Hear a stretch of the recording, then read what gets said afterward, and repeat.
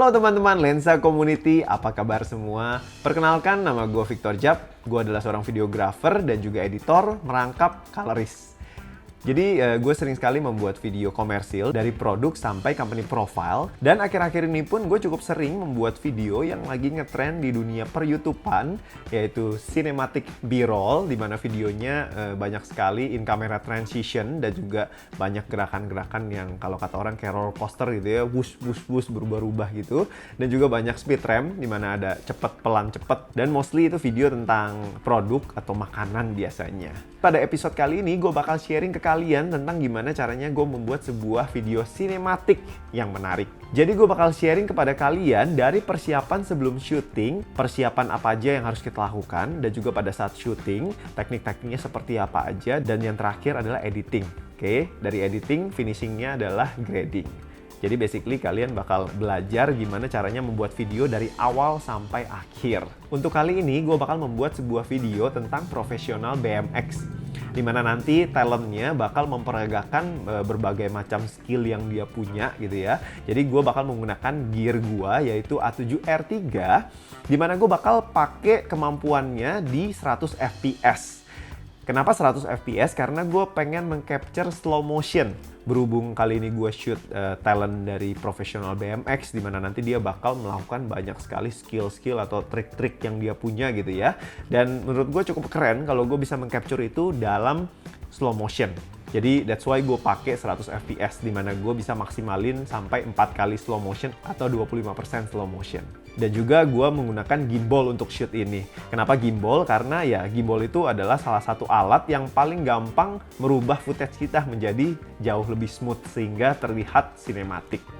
Pertama-tama, gue bakal membuat shot list. Jadi shot list itu adalah kumpulan dari shot-shot apa aja yang pengen gue lakuin pada saat syuting nanti. Jadi isinya itu bakal list-list dari yang bayangan gue gitu ya. Hari itu gue pengen ngapain aja. Mungkin dari openingnya seperti apa, terus juga prosesnya seperti apa, dan gue bakal ambil angle-nya mungkin kayak gimana, dan juga yang terakhir endingnya. Oke, jadi yang terpenting itu adalah opening dan ending. Oke, jadi shortlist itu seperti ini. Simple banget, gue biasa cuman bikin di handphone gitu ya. Gue cuman klik di notepad-nya, kira-kira apa aja yang pengen gue shoot pada saat itu. Dan kegunaan shortlist ini tuh bisa membuat syuting kita jauh lebih efisien. Jadi kita nggak bakal skip gitu ya, nggak bakal kelewatan, dan juga nggak bakal kelupaan dari apa aja yang pengen kita shoot pada hari itu. Jadi syuting kita bisa sangat efisien dan juga bisa menghemat waktu kita. Oke, kali ini gue bakal bahas beberapa shot-shot yang udah gue ambil, dan gue bakal bahas dari teknik pengambilannya dan juga dari settingan kamera yang gue pakai seperti apa.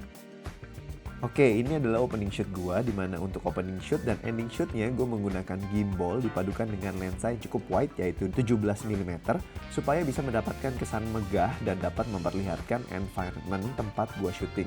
Dan ada satu alat lagi yang hampir selalu gue pakai di shoot kali ini yaitu ND filter. ND filter adalah alat yang menyerupai kacamata hitam yang berguna untuk menggelapkan exposure di kamera. Dan ND filter berguna banget buat video, apalagi outdoor, karena di video kita cukup terbatas dengan settingan shutter speed kita, dimana harus menjaga shutter speed di 2 kali fps supaya kita mendapatkan motion blur yang normal. Dan seperti yang kalian lihat di hasil shoot ini, depth of field-nya cukup tipis karena emang gue pakai f di angka kecil, yaitu bukan besar, supaya bokeh, dan itu bisa gue lakukan karena gue menggunakan ND filter. Di sini juga nggak semua shoot gue ambil menggunakan gimbal. Contohnya pada shoot ini pun gue ambil hanya dengan menggunakan handheld karena gue pengen dapetin kesan actionnya. Jadi shake di kamera itu sebenarnya nggak masalah kalau kita tahu kapan pakainya. Jadi bisa menjadi oke juga.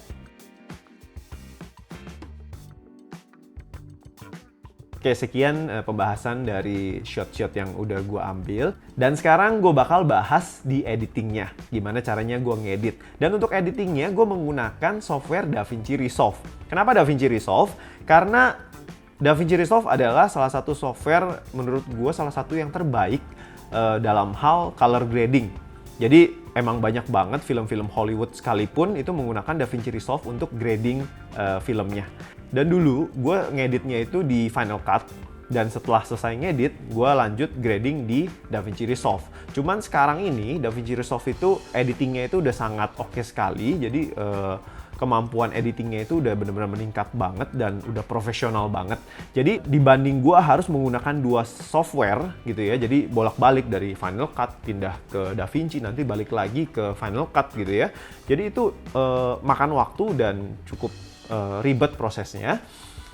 Jadi kalau gue sekarang bisa dari awal ngedit offline sampai akhir finishing itu di satu platform atau satu software, itu sangat amat memudahkan gue dan membuat waktu edit gue jauh lebih cepat gitu. Dan DaVinci Resolve salah satu solusinya. Dan DaVinci Resolve pun itu tersedia untuk versi Mac dan juga Windows. That's why gue suka banget jadi multi platform. Jadi kalian nggak mesti harus pakai Mac atau nggak harus pakai Windows. Dan yang terpenting DaVinci Resolve itu free.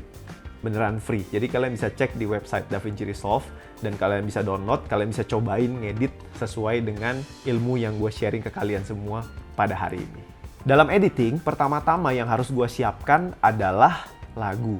Kenapa lagu? Karena jauh lebih efisien kalau kita mengedit ketika kita udah punya lagu. Kalau kita bekerja dengan klien, sebisa mungkin yang namanya lagu itu harus di ACC duluan. Oke, jadi jangan sampai kita ngedit nih lagu belum jelas, tapi udah kita edit selesai, dan terakhir revisi lagu. Dan itu bakal buang waktu kita dan juga bakal nggak efisien. Oke teman-teman, jadi sekarang kita udah ada di DaVinci Resolve. Dan ini adalah DaVinci Resolve 16. Di mana ini adalah versi gratisnya, jadi kalian bisa langsung download juga di websitenya DaVinci Resolve dan kalian bisa pakai software ini secara gratis. Dan gue bakal bahas secara singkat tab-tab apa aja yang ada di DaVinci Resolve ini. Yang pertama di sini, kalau kalian lihat di sebelah kiri bawah ini adalah media, oke, media tab. Dan di sini adalah tempat di mana kita bisa import file kita. Oke, jadi semua footage kita, lagu dan lain-lain bisa kita import ke dalam sini. Dan juga yang kedua ini adalah cut tab. Dan cut tab ini adalah tempat di mana kita bisa melakukan trimming dan juga cut.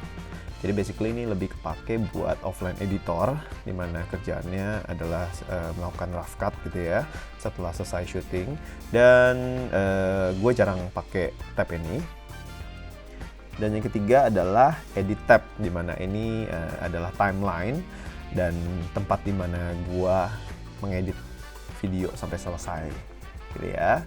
Dan juga ini ada media poolnya. Basically di sini pun gua bisa import file juga.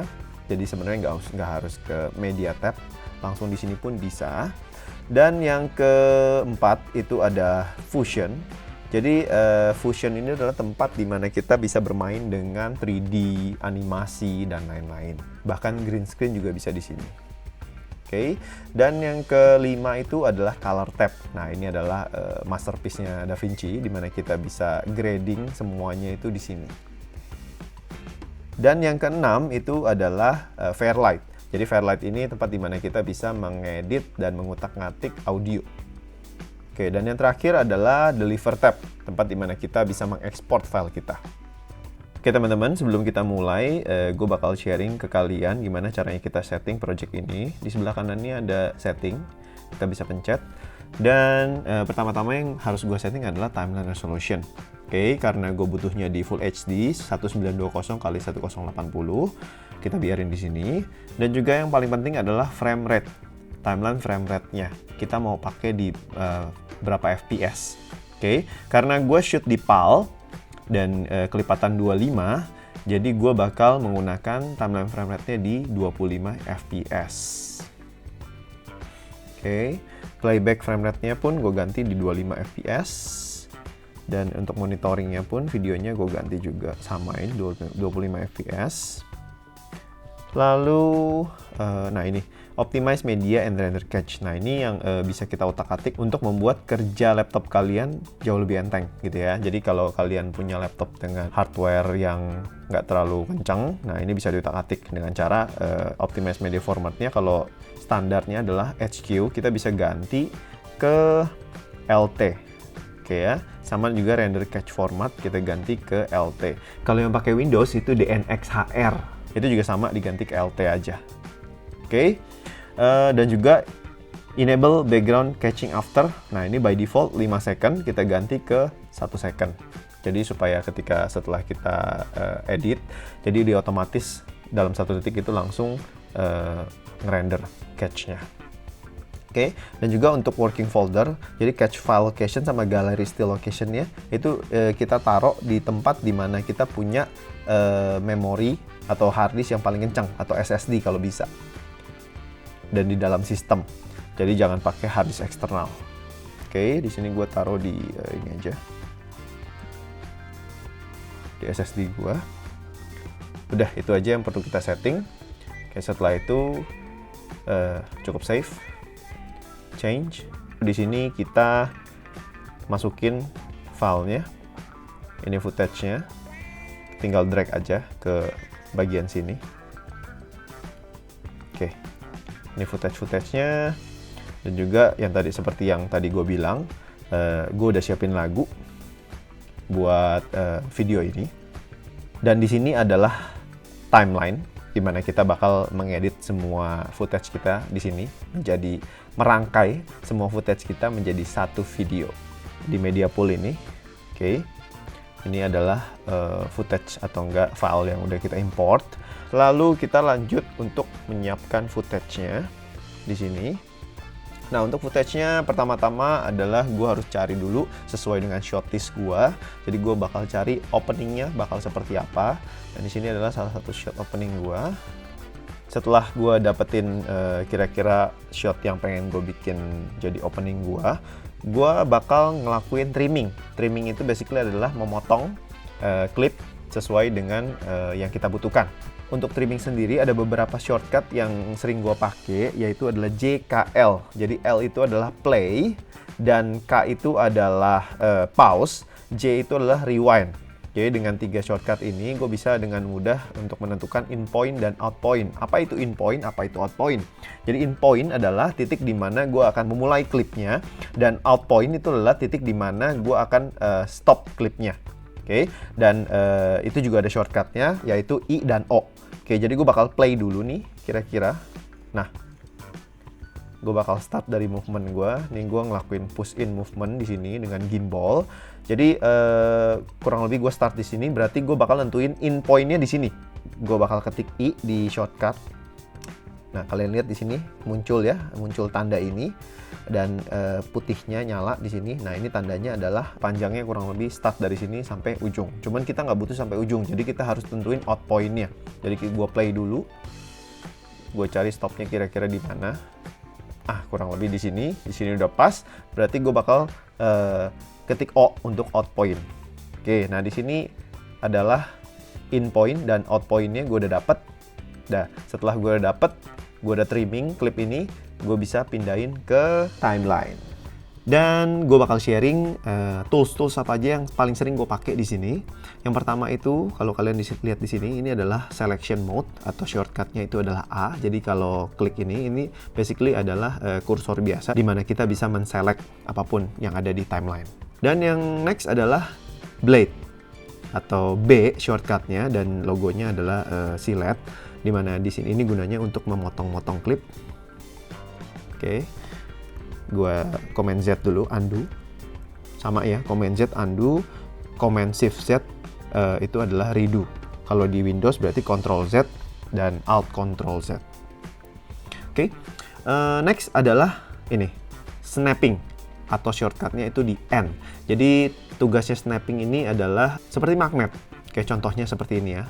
Gue mencari klip yang selanjutnya, dan klip selanjutnya adalah ini, di mana gue memperlihatkan sepeda, dan di sini udah gue trimming. Jadi udah ada in point dan out point-nya. Oke, jadi gue tinggal drag ke timeline. Nah, di sini kalian lihat kalau gue nyalain snapping-nya, itu dia bakal nempel dengan klip sebelumnya, itu kayak magnet. Ya. Ini gue baru deket aja dia udah nempel. Oke, ini memudahkan sekali untuk kita menaruh klip kita di timeline ya. Nah, misalkan gue matiin snappingnya, kalau gue pindah-pindahin klip ini, dia nggak bakal nempel. Oke, nah ini berguna kalau gue butuh mengejas klip gue sepersekian second atau enggak hitungan frame. Oke, jadi next adalah link selection. Kalau link selection ini on, oke, dia basically klip kita itu tergabung dengan audionya biasanya ya. Nah, kalau linknya nyala, berarti klip ini dia bakal menyatu dengan audionya. Jadi misal kalau gue delete, dia kehapus semuanya. Oke, Oke, gimana caranya kalau gue pengen mendelete atau menghapus audionya doang? Nah, caranya adalah dengan cara gue meng-unlink dulu. Ini gue klik sampai mati ya linknya. Nah, di sini baru bisa gue klik masing-masing klipnya itu atau enggak audionya.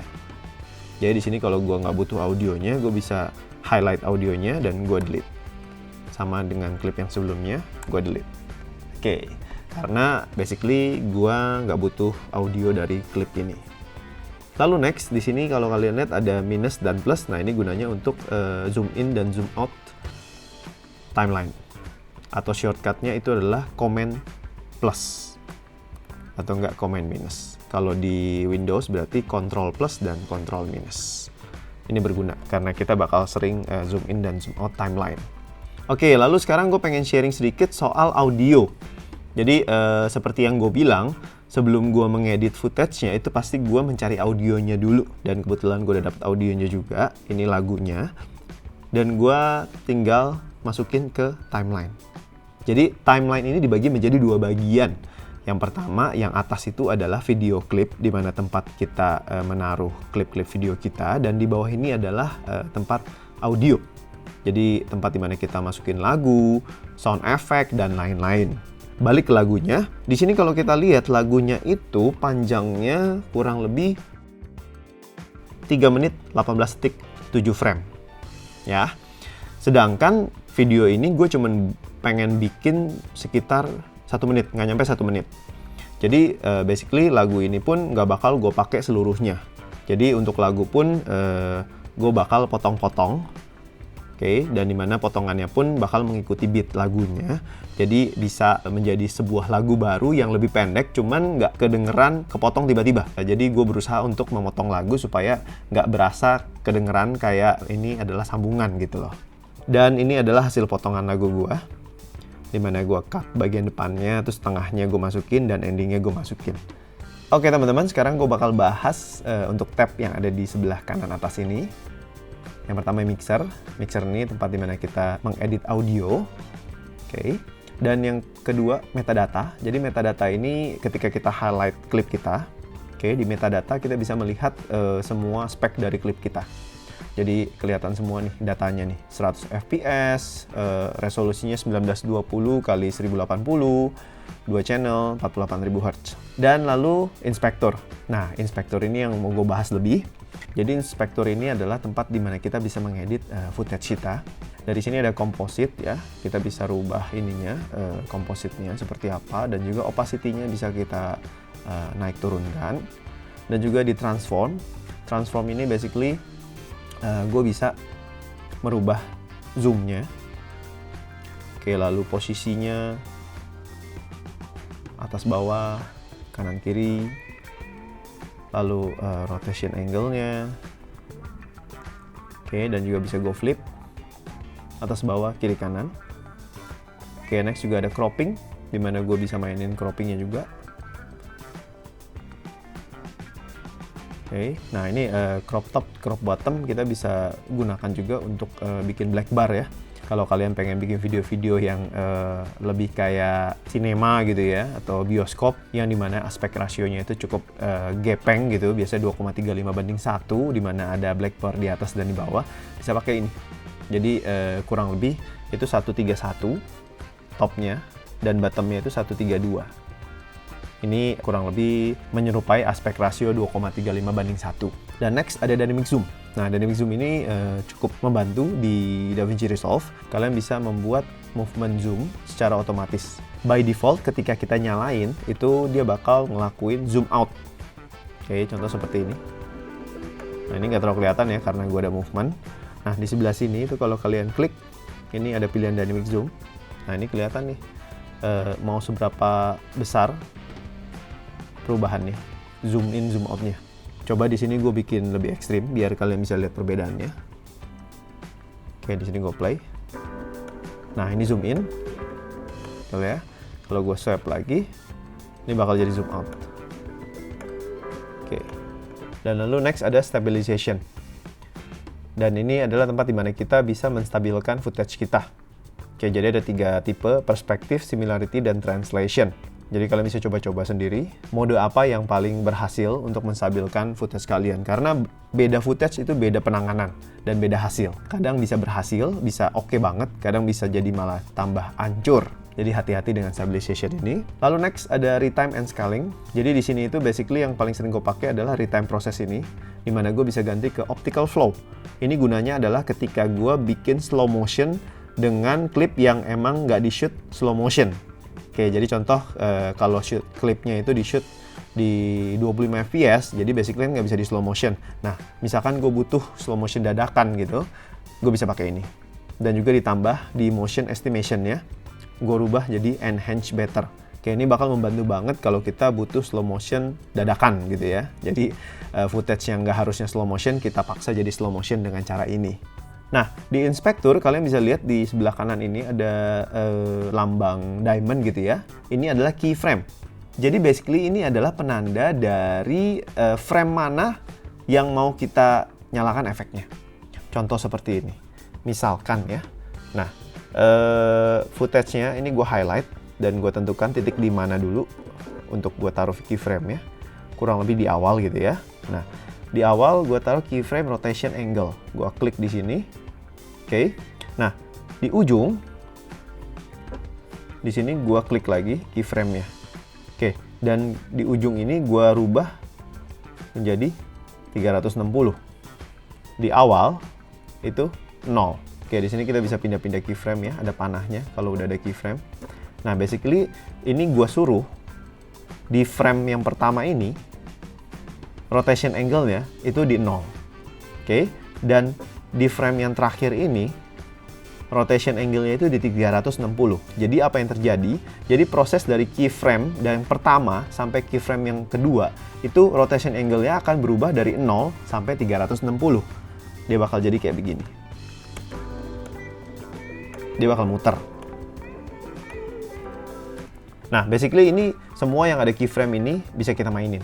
Oke, karena ini adalah video di mana kita bakal mengedit frame by frame, beda dengan foto yang kita nggak butuh frame by frame. That's why kita butuh yang namanya keyframe.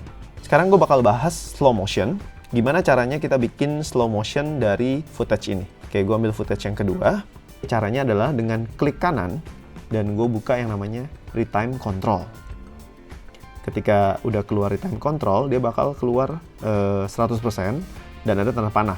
Ini 100% artinya adalah klipnya normal. Dan ketika gue pengen rubah, gue tinggal ke change speed dan di sini bisa gue ganti ke 50% atau enggak 25%. Oke, contoh gue ambil ke 25%. Dia bakal langsung jadi slow motion. Oke, 4 kali slow motion. Nah, cuman gue lihat di sini kayaknya terlalu slow untuk 25%. Jadi gue bakal ganti pakai di 50% udah cukup. Oke ya. Sekarang di retime control pun gue bisa ngelakuin yang namanya speed ramp. Oke, jadi yang seperti yang kalian tahu ya, mungkin kalian pernah lihat video di mana ada pergerakan tuh dari cepat terus tiba-tiba ke slow dan tiba-tiba ke cepat lagi. Nah, itu namanya speed ramp. Caranya adalah di sini di footage ini gue bakal tentuin dulu nih bagian mana yang bakal cepat dan pelan. Oke, jadi awalnya biasanya cepat. Mungkin gue bikin sampai sini gitu ya. Sampai sini dia bakal cepet. Jadi ketika gue udah tentuin titiknya di mana, gue tinggal ke panah ini dan gue klik add speed point. Dan dia bakal keluar tanda ini. Oke. Nah, di sini gue bakal cari lagi titik di mana gue bakal slow motion dan mulai start kencang lagi. Anggaplah kurang lebih di sini.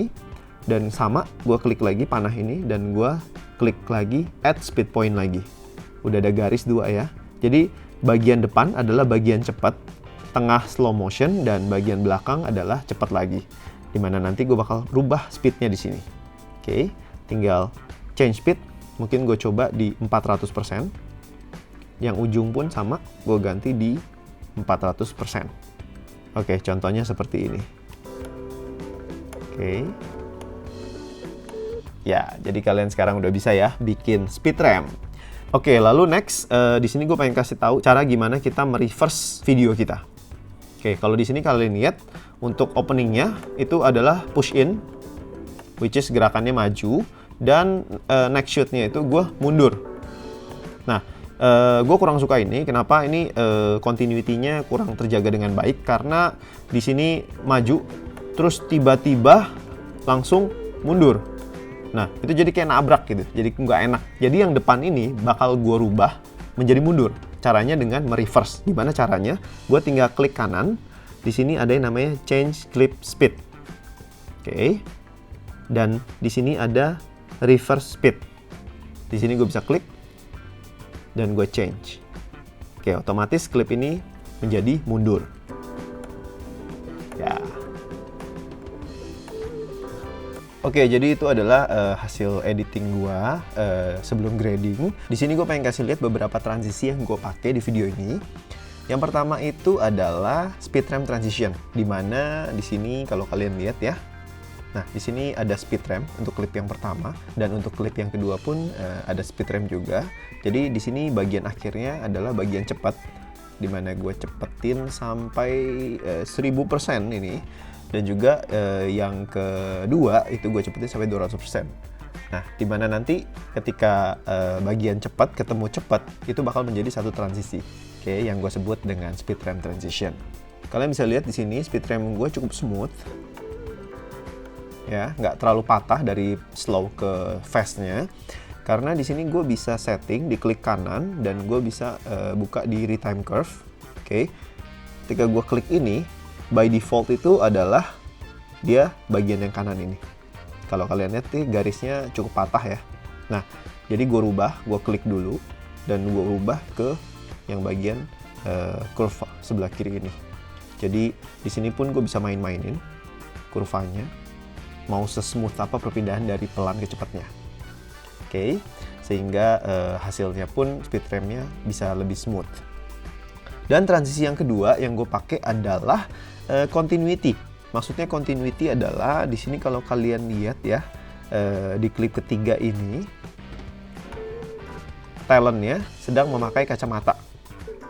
Nah, klip yang keempat itu sama, masih melanjutkan memakai kacamata, cuman dengan angle yang berbeda. Dan di sini pun gue juga menggunakan continuity. Kalau kalian lihat di sini dia ambil sepeda. Nah, pas dia ngangkat sepeda itu melanjutkan scene yang sebelumnya, cuman dengan angle yang berbeda, tapi terlihat klipnya itu nyambung. Setelah itu gue juga di sini melakukan jump cut. Jump cutnya itu di bagian sini, dimana talentnya sedang mulai jalan ke arah sepeda, cuman klipnya itu cukup panjang. Jadi gue di sini memutuskan untuk memotong klipnya, memendekkan klipnya dengan cara melakukan jump cut. Jadi kalau kalian lihat di sini. Ya, kalau kalian lihat di situ terjadi perpindahan cutting yang gue cepetin, gue potong-potong jadi lebih cepat durasinya. Itu namanya jump cut. Dan yang terakhir pun gue menggunakan satu transisi yang paling sering dipakai, oke, yaitu cross dissolve. Gimana cara pakainya? Di sini sebelah kiri ini, sebelah media pool, ada effect library. Jadi kalian bisa klik dan di sini pun ada video transition. Kalian bisa pakai semua transisi yang ada di sini gitu ya. Nah, beberapa itu harus yang berbayar, tapi yang free itu udah cukup menurut gua karena emang yang paling sering dipakai itu sebenarnya cuma cross dissolve. Oke. Jadi cross dissolve tinggal di drag aja, masukin ke sini. Jadi perpindahannya itu fade in, fade out. Oke, dan di sini satu hal lagi untuk endingnya, kalau kalian lihat di sini ada fade out menggelap gitu ya, pelan-pelan. Nah, itu kita bisa lakukan dengan cara kita highlight klipnya, dan by default itu ada ujungnya itu ada semacam tanda di sini. Jadi di sini kita bisa geser, kita bisa atur seberapa lama video kita mulai fade out. Oke teman-teman, selesai kita edit footage-nya. Yang terakhir adalah kita bakal grading footage-nya. Karena kebetulan gua merecord video ini itu menggunakan picture profile dari Sony, yaitu HLG atau Hybrid Log Gamma. Jadi basically itu adalah picture profile yang dimiliki oleh Sony, di mana bisa memaksimalkan dynamic range-nya, cuman dengan warna yang lebih manusiawi gitu ya. Karena kalau S-Log atau enggak log profile, flat profile itu mungkin bagi beberapa orang itu terlalu flat. Jadi pada saat syuting itu menyulitkan dan juga pada saat grading itu lebih ribet. Oke teman-teman, sekarang kita udah ada di color tab di mana kita bakal grading di sini. Yang pertama gue bakal bahas tentang sistem grading di sini. Oke, jadi di DaVinci Resolve itu mengenal yang namanya nodes. Nodes itu apa? Nodes itu yang sebelah kanan ini. Nah, ini kotak kecil ini namanya nodes. Kalau di Photoshop itu mungkin bisa disebut layer gitu ya. Jadi kita bisa membuat nodes ini menjadi lebih dari satu. Oke, contohnya ya, di sini gue tinggal klik kanan, add node, add serial. Nah, gue bisa tambah lagi add serial atau enggak dengan shortcut Alt S buat nambahin node. Nah, tujuannya buat apa? Jadi kita bisa menggunakan masing-masing nodes ini untuk grading kita. Contoh, untuk nodes yang pertama ini, gue beri nama Basic Correction. Notes yang kedua ini gue bikin sebagai kontras. Yang ketiga mungkin sebagai vignette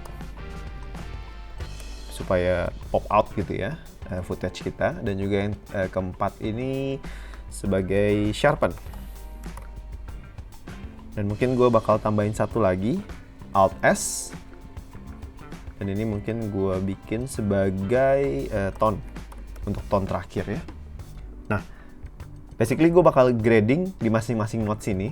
Oke, di sini gue bakal bikin basic correction-nya, benerin exposure-nya, dan di sini gue bakal tambahin kontras. Setelah itu vignette dan sharpen, dan terakhir tone-nya di sini. Nah, kenapa gue bikin seperti ini? Alasannya adalah ketika kita bekerja untuk klien gitu ya, yang namanya revisi itu pasti ada. Oke, nah enaknya di sini, enaknya di DaVinci Resolve ketika kita bikin secara sistematis seperti ini, jadi kita kategorikan masing-masing grading kita. Jadi ketika ada komplainan atau enggak revisi dari klien, misalkan kontrasnya kok terlalu banyak ya, saya nggak suka. Oke, jadi gue tahu, gue ngedit kontras itu ada di notes yang sebelah sini. Nah, mungkin klien bilang, oke, tone-nya ini kayaknya kurang hijau. Jadi gue bisa tahu, oke, gue bikin tone itu di sini. Itu enaknya. Nah, apakah bisa kalau kita grading semuanya hanya dengan satu notes? Jawabannya sebenarnya bisa-bisa aja. Cuman kalian bakal repot sendiri ketika kalian pengen revisi atau enggak ada yang pengen dibenerin. Jadi kalian udah bingung, wah gue ngedit ini pas bagian mana ya? Ya apa aja yang gue edit di sini? Nah itu. Jadi ketika kita udah bisa bikin secara sistematis seperti ini, akan jauh memudahkan kita untuk grading. Lalu sebelum kita mulai gradingnya, gue bakal bahas sedikit tentang scopes. Oke, karena ini penting banget.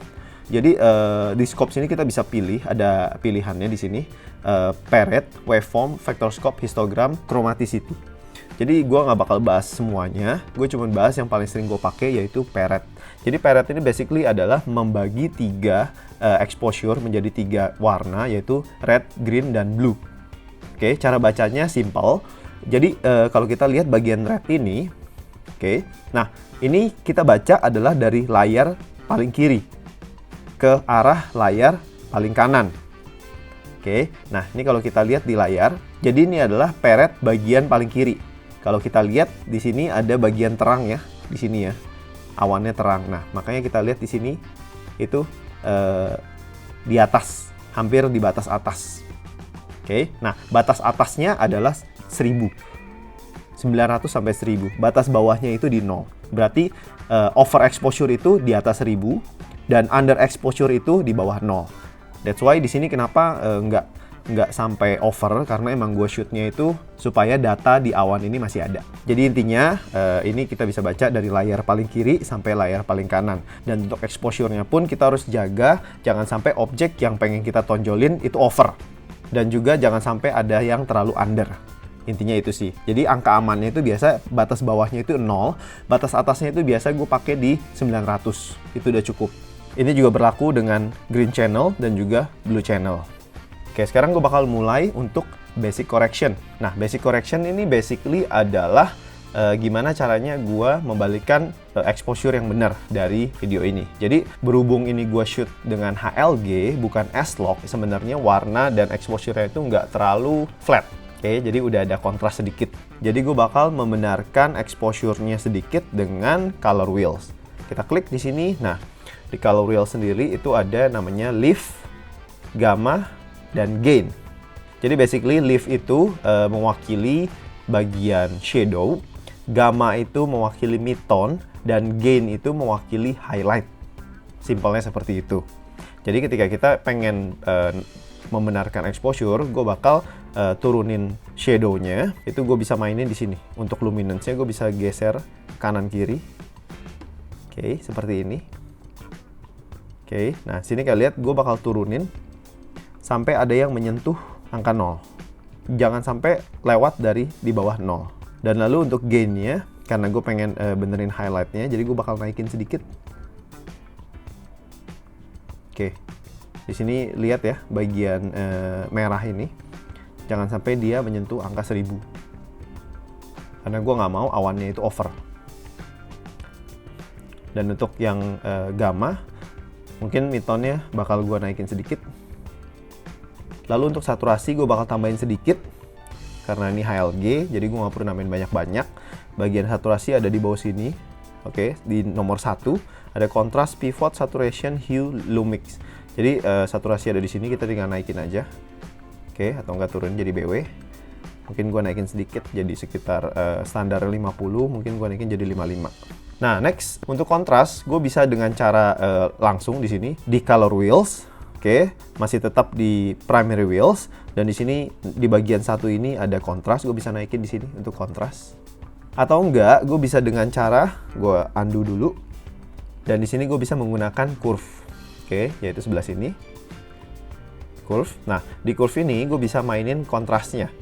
Oke, jadi gue bakal bahas sedikit tentang curve ini. Curve ini basically mewakili dari sebelah kiri adalah black, lalu bagian sini kurang lebih shadow, dan di tengah ada mid-tone, lalu di sebelah kanannya lagi ada highlight, dan yang paling ujung itu white. Oke, jadi ketika bagian kurang lebih bagian shadow gue tarik ke bawah, dan bagian mid-tone gue naikin ke atas, dia bakal nyiptain kontras atau yang disebut S-curve. Nah, dari sini kalian bisa mainin sendiri kira-kiranya seperti apa. Tapi gue nggak pernah terlalu ekstrim untuk mainin ini. Dan juga kalian bisa nambahin ala-ala fade Instagram gitu, biar hitamnya tuh nggak terlalu hitam dengan cara naikin bagian blacknya ke atas. Nah, ini kalau kalian suka lihat video-video di YouTube gitu ya, tontonnya ini kurang lebih kayak begini. Jadi hitamnya tuh nggak ada yang benar-benar hitam, karena dinaikin. Oke, ini adalah cara untuk membuat kontras dengan curve. Oke, sekarang gue bakal bahas gimana caranya gue membuat vignette. Vignette di video itu cukup menarik karena bisa membuat objek yang pengen kita tonjolin itu lebih pop out. Caranya adalah dengan ke window tab di sini. Nah, di sini kita klik yang circle dan bakal keluar satu window circle, dan di sini kita bisa gedein. Oke, di titik yang warna putih ini kita taruh di sekitar objek yang pengen kita tonjolin, dan yang merah ini kita bisa dorong untuk feathernya. Oke, kalau dirasa kurang, kita bisa tambahin feather atau softness-nya itu di sini supaya lebih soft gitu ya. Nah, setelah jadi window-nya, di sini gue pengen gelapin bagian luarnya. Jadi di sini gue harus invert dulu di sebelah sini. Gue klik invert, dan baru gue menggunakan curve. Dan di curve gue ambil titik tengahnya, gue dorong ke bawah. Di sini kalian lihat ya, menggelap ya. Sebaliknya kalau gue naikin tuh jadi lebih terang. Karena gue pengen bikin vignette, jadi gue gelapin. Sedikit aja. Nah, setelah vignette, di sini gue pengen nambahin sharpen. Karena ketika gue shoot, itu cenderung sharpennya itu biasa gue kurangin.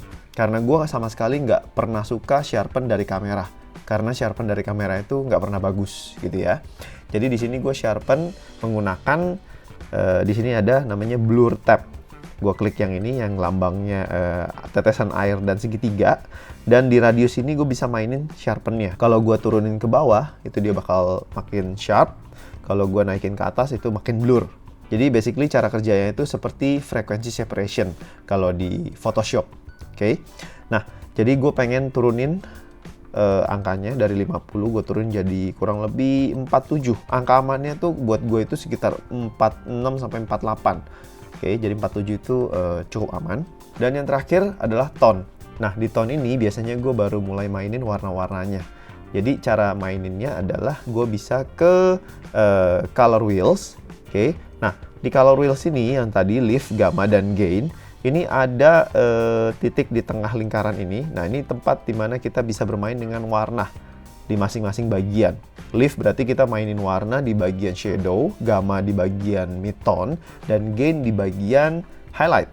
Jadi kalau di sini gue pengen bagian highlightnya itu mungkin lebih orange gitu ya, gue bisa naikin ke arah kiri. Atau enggak gue pengen lebih biru, oke, gue tinggal geser ke arah biru. Contoh seperti ini. Atau enggak ke arah cyan gitu ya. Nah, dan mid-tone mungkin gue lebih ke arah orange, karena mid-tone itu lebih ke skin tone. Oke, sedikit aja. Jangan pernah edit terlalu banyak intinya. Dan leaf itu bagian shadownya mungkin gue ke arah sedikit ke arah biru. Atau biru ke hijau gitu. Setelah selesai, gue bisa mainin warna. Kalau kalian tahu di Photoshop itu ada yang namanya HSL, Hue, Saturation, Luminance, dan di sini juga ada. Kita tinggal ke Curve. Oke, nah di sini itu ada yang namanya Hue versus Hue, dan next ada namanya Hue versus Saturation, Hue versus Luminance. Jadi basically di sini kita bisa mengatur hue, dan lalu di sini itu bisa mengatur saturation-nya, lalu di sini mengatur luminance-nya. Nah, di hue ini gue bakal klik warna yang pengen gue ubah.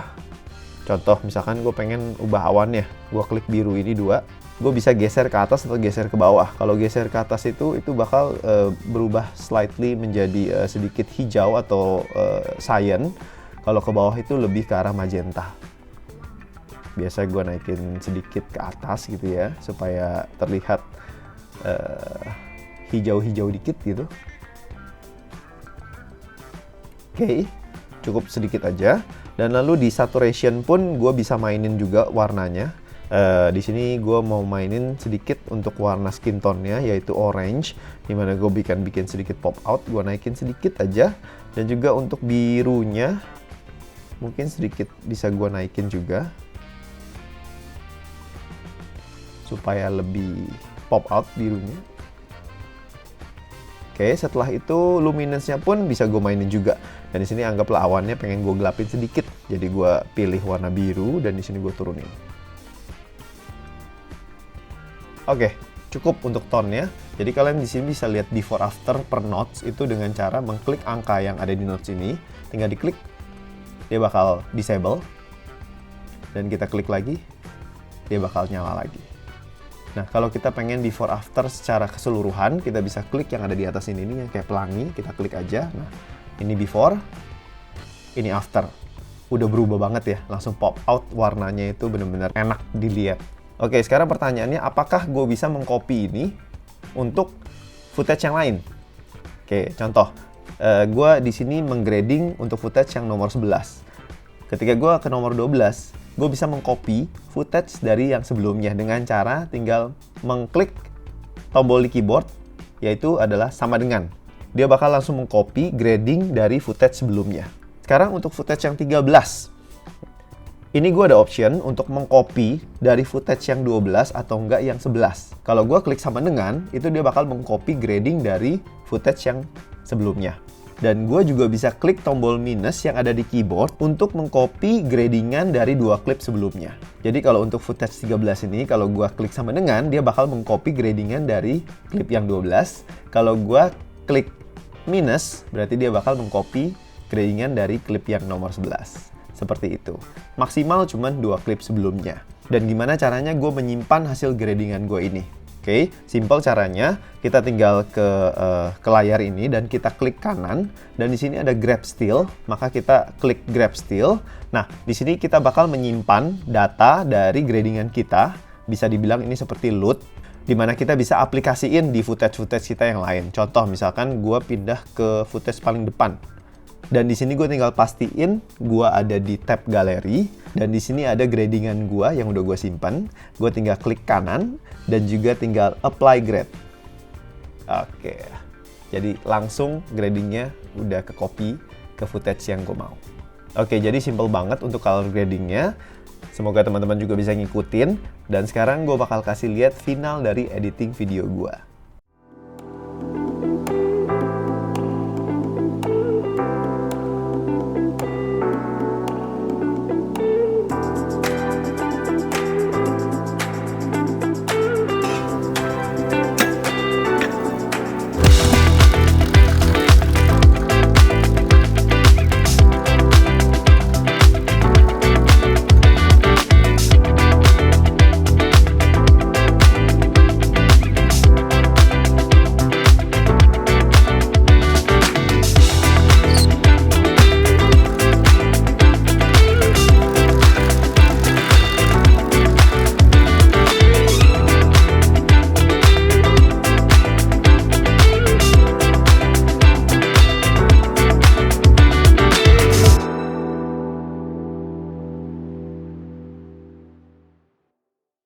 Oke teman-teman, sekian tutorial gue pada kali ini. Semoga ilmu yang gue share pada kali ini bisa bermanfaat buat kalian semua. Harapan gue, kalian bisa mempraktekkan ilmu-ilmu yang udah gue sharing pada kali ini. Jadi kalian bisa membuat sebuah video sinematik, oke, dan kalian mengerti prosesnya dari awal sebelum syuting, dan pada saat syuting, dan yang terakhir itu di editing dan gradingnya. Terima kasih teman-teman udah menyimak tutorial dari gua dari awal sampai akhir ini. Sampai jumpa di Lensa Workshop from Home berikutnya. Jangan lupa untuk tetap kreatif dan juga tetap berkarya. Bye-bye.